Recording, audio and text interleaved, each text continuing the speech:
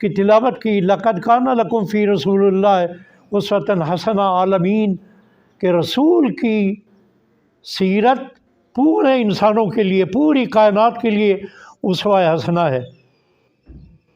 اور ائمہ معصومین علیہ السلام کی سیرت اس اسوہ حسنہ کی عملی تفسیروں کا نام ہے۔ کسی بھی معصوم امام کی الگ سیرت نہیں ہے، الگ کردار نہیں ہے، وہی اسوہ کامل ہے، وہی اسوہ حسنہ ہے کہ جو نبی خاتم کی سیرت ہے، اور جسے عالم خداوند قدوس نے عالمین کے انسانوں کے لیے اسوہ کامل قرار دیا ہے۔ لہٰذا وہ بھی اس بات کو تسلیم کر رہا ہے۔ اب میں ایک واقعہ اور امام کے ایک دو اقوال آپ کے سامنے پیش کر کے آپ کی ذہنتوں کو اختتام پذیر کروں گا۔ ایک دفعہ بآواز بلند صلوات پڑھ دیں۔ میں اکثر ان نشستوں میں یہ بیان کرتا رہا ہوں کہ ائمہ معصومین علیہ السلام کی جب سیرت کا مطالعہ کریں، ائمہ معصومین کی جب سیرت کو پڑھیں، یہ چار نکات اپنے سامنے رکھیں کہ ائمہ معصومین علیہ السلام کی زندگی اور ان کی حیات طیبہ کا ہر پہلو ان چار نکات کے اندر موجود ہے، اور یہ پیغامات ہیں سیرت ائمہ معصومین کے۔ پہلا کام ان کا کیا ہے؟ احادیث کی روایت۔ اور دوسرا کام کیا ہے؟ اخلاق کی تربیت۔ تیسرا کام کیا ہے؟ علوم کی اشاعت۔ اور چوتھا کام ہے دین کی حفاظت۔ حدیث و روایات، حدیث کی روایات کریں گے، علوم کی نشر و اشاعت کریں گے، اخلاق کی تربیت کریں گے، اور سب سے بڑا ہدف اسلام کی حفاظت کرنا۔ ہر ائمہ معصومین کی سیرت ان چار نکات کے اندر مقید ہے، اور اسی میں وہ اسوہ حسنہ کی جو تعبیر ہے لقد کان لکم فی رسول اللہ اسوۃ حسنہ کی، اس میں ہر معصوم کی سیرت ہمیں نکلتی ہوئی نظر آتی۔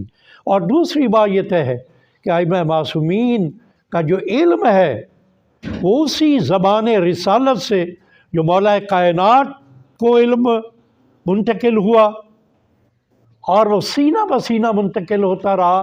تمام ائمہ معصومین اسی علم کے وارث ہیں۔ میں لفظ بدل کے اگر یہ کہہ لوں کہ ائمہ معصومین کا علم دنیا کے مدارس میں پڑھنے سے حاصل نہیں ہوا، بلکہ یہ مخزن وحی سے حاصل کردہ علم ہے کہ جو ائمہ معصومین علیہ السلام کے سینوں میں موجزن ہے۔ بس ایک واقعہ امام محمد تقی علیہ السلام کا بچپن ہے، اور مامون نے جب تہیہ کر لیا اپنی بیٹی کی تزویج کا، اور جب یہ بات کر دی کہ صاحب علم ہے آپ سب میں سے، قرآن کو آپ سب سے زیادہ جانتا ہے، اور پھر ساتھ یہ جملہ کہا بے شک تم اس کا امتحان لینا چاہو تو امتحان کا مرحلہ آیا۔ انتخاب کس کا کیا گیا؟ قاضی القضاء، چیف جسٹس کا، کہ وہ امام سے سوال کرے گا۔ یا بن اقسم اس وقت کا، حکومت وقت کا قاضی القضاء، دربار سجایا گیا، امام بھی موجود ہیں۔ اب یہاں پہ ایک نفسیاتی نکتہ میں کئی دفعہ ان نشستوں میں بیان کر چکا ہوں۔ ظاہر ہے وہ عالم تو تھا، اس نے دیکھا کہ آل محمد کا فرزند ہے، کم سن ضرور ہے، لیکن نماز کا بھی پابند ہوگا، روزے کا بھی پابند ہوگا، محرمات سے بھی اپنے آپ کو بچاتا ہوگا، دیگر احکامات شرعی بھی بجا لاتا ہوگا، لیکن ابھی حج جن پہ واجب نہیں ہوئی تو یہ حج کے احکامات سے واقف نہیں ہوگا، تو اس نے موضوع ہی حج کا چنا اور کہا کہ بر محمد وآل محمد صلوات۔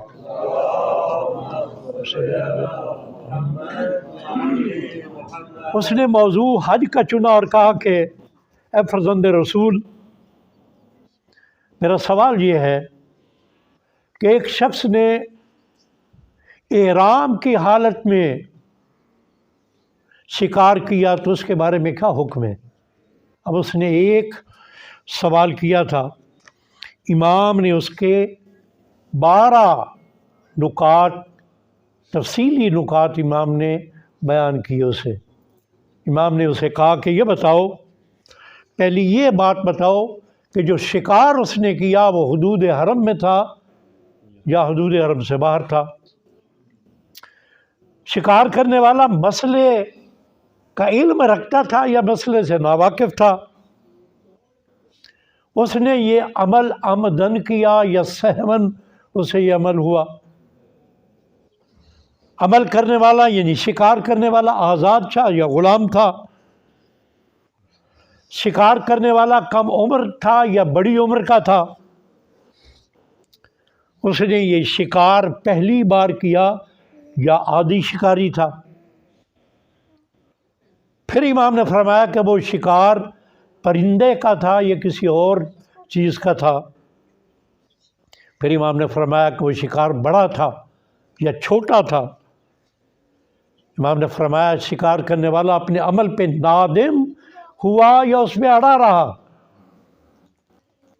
امام نے فرمایا کہ شکار کرنے والے نے شکار گرم جوشی سے کیا یا بدلی کے ساتھ کیا؟ پھر امام نے فرمایا کہ شکار کرنے والے نے جو احرام باندھا ہوا تھا وہ حج کا تھا یا عمرے کا تھا؟ اب ان میں سے جو کیفیت ہے وہ مجھے بتاؤ، میں تمہیں اس کا جواب دیتا ہوں۔ وہ عاجز آ گیا، اور کیوں نہ عاجز ہوتا؟ میں نے سیرت امام محمد باقر علیہ السلام کے ضمن میں یہ لفظ آپ کی سماعتوں تک پہنچایا تھا نا کہ حکم بن عینیہ ایک اس وقت کا عالم تھا، وہ کہتا ہے کہ میں امام کے سامنے ایسے تھا کہ جیسے ایک کمزور سی چڑیا بیٹھی ہوتی ہے، اتنا بے بس ہو گیا امام کے سامنے۔ تو یہ جو اپنے آپ کو عالم کہتے ہیں، اپنے آپ کو فقیہ کہتے ہیں ائمہ معصومین کی موجودگی میں، تو ان کی حیثیت ائمہ معصومین کے سامنے بالکل حقیر ہوتی ہے۔ کہا یا ابن رسول اللہ، میں اس کا جواب نہیں دے سکتا۔ اب امام نے ان تمام ہر ایک نقطے کے بارے میں آپ خود مطالعہ کیجئے، دامن وقت میں گنجائش نہیں ہے، میں یہ بیان نہیں کروں گا۔ امام نے ایک ایک نقطے کا کہ اگر حرم میں ہے تو کیا کفارہ ہے، حرم سے باہر ہوگا تو کیا کفارہ ہے، احرام حج کا ہے تو کیا کفارہ ہے، عمرے کا ہے، امام نے ایک ایک۔ تو یہ ہیں وہ ہستیاں۔ اب یہ سوال ہوا کہ یا ابن رسول اللہ آپ بھی اس سے کوئی سوال کریں، تو امام نے لوگوں کے کہنے پہ سوال کیا۔ امام نے فرمایا کہ اچھا یہ بتائیں، ایک خاتون ہے، اس میں ایک مرد دن کے پہلے حصے میں نظر ڈالتا ہے تو وہ نظر اس کی حرام ہے،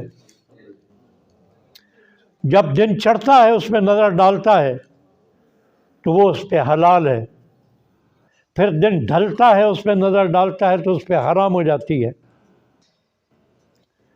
پھر مغرب کے وقت اس پہ حلال ہو جاتی ہے، پھر عشاء کے وقت اس پہ حرام ہو جاتی ہے، پھر آدھی رات کو اس پہ حرام ہو جاتی ہے، اور صبح کے وقت پھر اس پہ حلال ہو جاتی ہے۔ 8 کیفیات یہ امام نے بر محمد وآل محمد صلوات امام نے بیان کی، تو اس نے عاجزی یا ابن رسول اللہ میں نہیں جانتا۔ تو امام نے بتایا کہ وہ عورت جس پہ اس نے پہلی نظر کی تھی وہ کسی کی کنیز تھی، لہذا اس کی نظر وہ حرام نظر تھی۔ پھر اس نے اس کنیز کو اس کے آقا سے خرید لیا، اس پہ حلال ہو گئی، پھر اس نے اس کو آزاد کر دیا، وہ اس پہ حرام ہو گئی، پھر اس کے بعد اس نے اس سے نکاح کر لیا، اس پہ پھر حلال ہو گئی، پھر اس نے اسے اپنی ماں سے تشبیہ دی اس کی پشت کو، تو اس پہ حرام ہو گئی، پھر اس نے اس کا کفارہ ادا کر دیا، اس پہ حلال ہو گئی، پھر اس نے اس کو جب نکاح ہوا پھر اس نے اس کو طلاق دے دی، طلاق دینے کے بعد پھر اس نے اس سے رجوع کر لیا، تو پھر اس پہ حلال ہو گئی۔ یہ وہ تمام 8 کیفیتیں امام نے جب اسے بتائیں تو وہ عاجز ہو گیا، اور کیوں نہ ہوتا، یہ عالم علم لدنی ہے، یہ ان کی تخصیص ہی علم ہے۔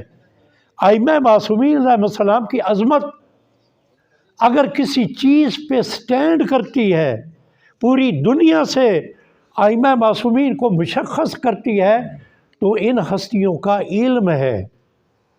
اور ہم جو ان سے محبت کا دعویٰ کرتے ہیں، ہم اس وقت تک ان کے حقیقی